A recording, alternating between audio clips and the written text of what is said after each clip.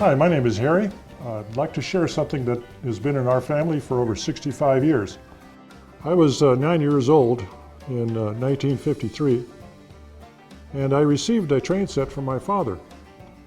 We were living at that time in Ankara, Turkey. My father was a veteran of the United States Air Force, and he went on a business trip to Germany. And when he returned, he gave me a Marklin starter set, which consisted of a SK 800 locomotive and 4 passenger cars. In 1959, my father was assigned to Wiesbaden, Germany, and there the balance of the locomotive's rolling stock and miscellaneous supplies were added to our layout. Our father worked for a colonel who purchased a Marklin train set and had it added to a layout made by Fritz and Madeline Berger, who resided in Kaiserslautern, Germany. Fritz was a retired electrician and his wife was a seamstress. They built model train layouts for department stores and toy stores. They also built layouts for individuals and families to the customer's specifications. My father wanted a layout that would remind him of Germany after he had retired. Consequently, this layout was built, and it measures 10 feet 10 inches by 6 feet 7 inches. What we liked about this layout was the fact that it all encloses into a box. All the buildings and all the landscaping are attached inside. So consequently, when we open the box, the only thing we have to add is the existing track, which would be at the folds of the box. It has provided many happy times through the years, as we used to set it up at Christmas time, and still do to this date. What my father liked was the fact that it did touch a lot about Germany in the 1960s when we were there. For example, there was a castle on a hillside, vineyards, stork nests on rooftops, a lady beating a rug, flower pots on railings of houses and hotels, and many other such reminders that we saw when we lived during our time in Germany from 1959 to 1962. This layout, as you will see, is a combination of Germany, the countryside, the city, and manufacturing points of Germany of circa about 1960. The tunnels have a lot of detail just on the inside and also the top of the tunnel as well. Also on the hillside there was a little chapel, which you can see the altar inside, not to mention the hillside here with the wood chopper and a beehive. There's a man here with a little honey wagon, a small depot over here. Really a lot of detail just in this one portion of the layout. The next portion of the layout is a city scene, an amalgamation of different houses, a hotel, church, a cafe, and just the intricate detail of the portion of the city. Okay, this is the rail yard where the locomotives are basically parked. There's a logger house over here, which is, I guess, a cargo shed, if you will, for freight. A tank house, the city of Neustadt. A wine car parked over here, presumably for the vineyard. There is an operational standpipe in the main house here for one or all of the locomotives. And there's also a man shoveling coal right here. This is an accessory to the layout. It's a crane that is capable of raising and lowering cargo, and it has an electromagnetic feature on it as well. Okay, joining me today are my sister Janet, my brother Curtis, and we want to share some memories about this layout. I remember this layout ever since I was, I think about 14 years old, 15 years old. It's always been special with the family because we used to always bring it out, usually at Christmas time, and have it out for a couple months to share with not only family, but also with friends of the family. My memory of the layout was when I was about 5 years old, maybe 6. This was always set up during starting at Thanksgiving, and we'd run it through New Year's, and so it was always a magical time for me to be able to play with it and see what it and share with the family. My memory is helping to maintain it. dusting the rooftops, gluing the treetops back on. And I also enjoyed running the trains. And I do have a memory of being in high school.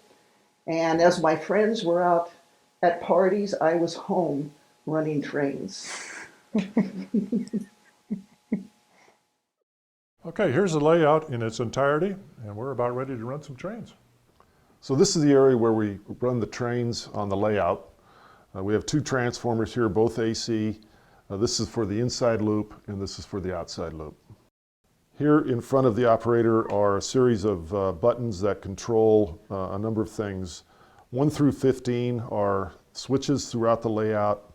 16 through 28, these 13 buttons operate a series of blocks which stop trains as the engines are moving about the area.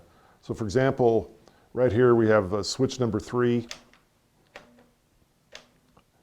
And then on this this semaphore here, 17, is the semaphore which initiates the block at this portion of the track. Okay, so we're going to get some trains running here in the layout. We've got 3 different consists out here right now. We've got 1 on the outside, 2 on the inside. So we'll get this going over here with the outside first.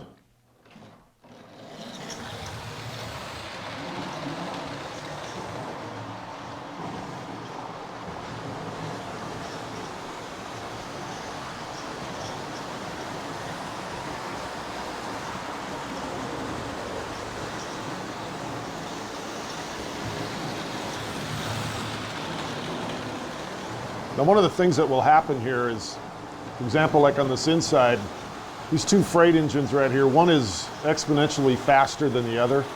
So you just have to use the blocks on occasion in order to keep them from running into each other. This passenger train on the outside is running all by itself, so it just runs free. But the difference is up here up top. I'm going to stop this one down here on this one semaphore at the bottom of the hill.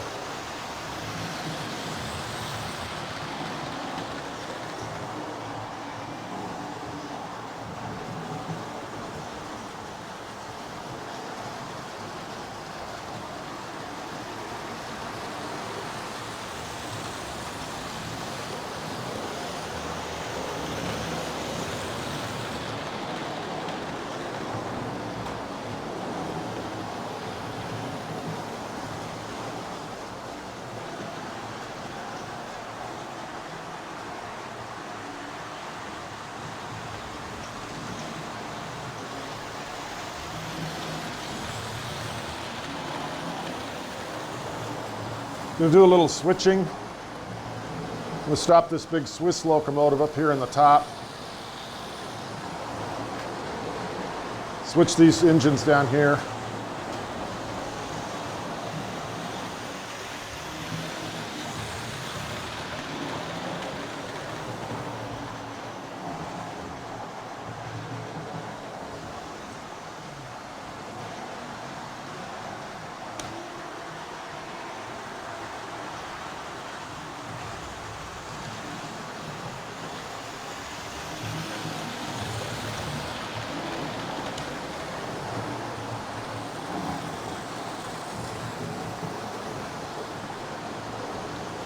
Now the most that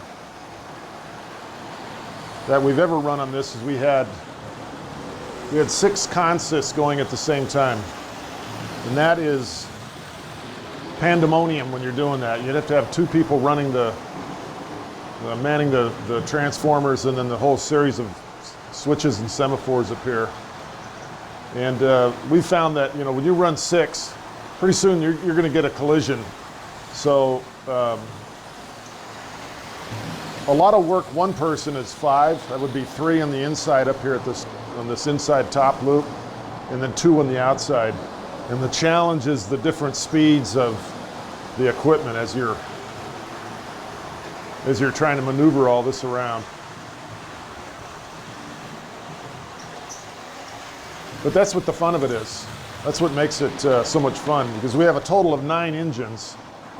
And if you can get 5 of them going, without them running into each other, you're doing pretty well.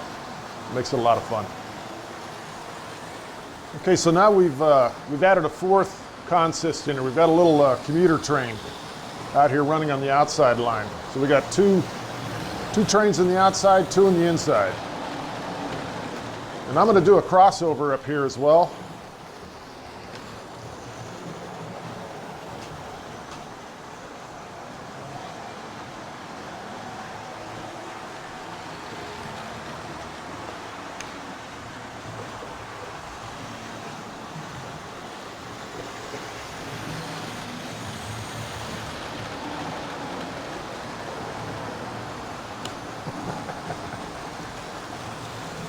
So what I'm doing right now is I'm just controlling these semaphore blocks, just watching out for speed, and then I did a little switching maneuver also. But this is where you got to start paying attention, because a couple of these engines are a lot faster than the one that's sharing the track with. Okay, we're going to run a little switch work here. So I'm running inside out. Right now they're heading right towards each other.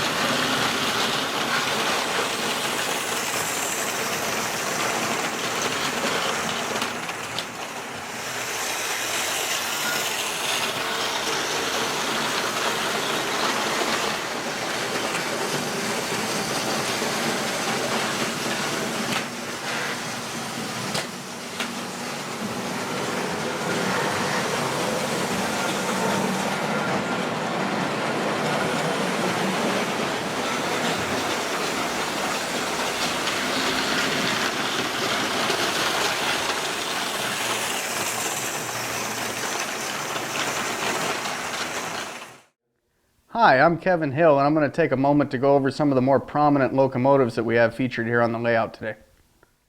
This is the SK800. This was actually the first locomotive that was purchased for the collection in 1953. The SK800 was one of the most popular locomotives that Marklin made in the post-war period, and it's actually based on the Class 50 that was a passenger locomotive in Germany, and they were actually a 484 wheel arrangement.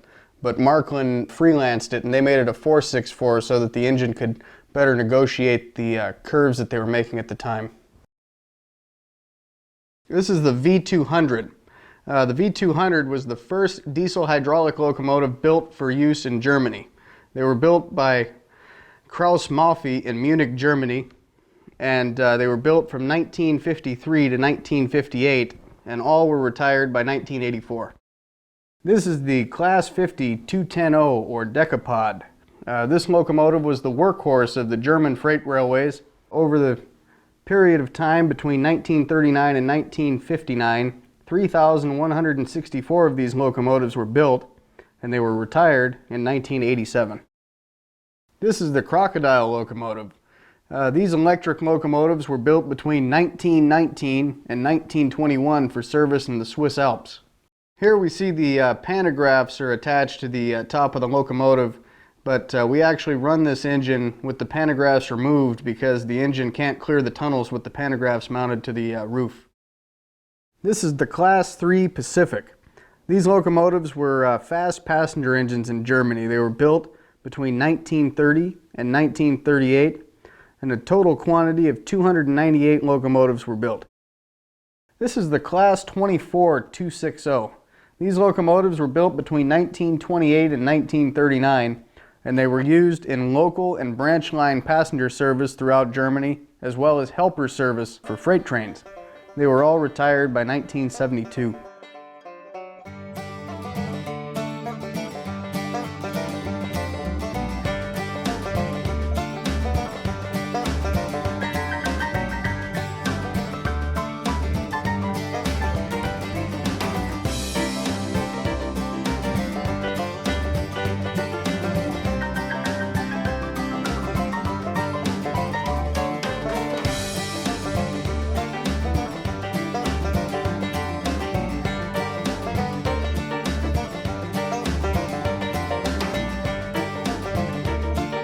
Okay, I'd like to thank you all for being with us today, and hope you enjoyed our layout.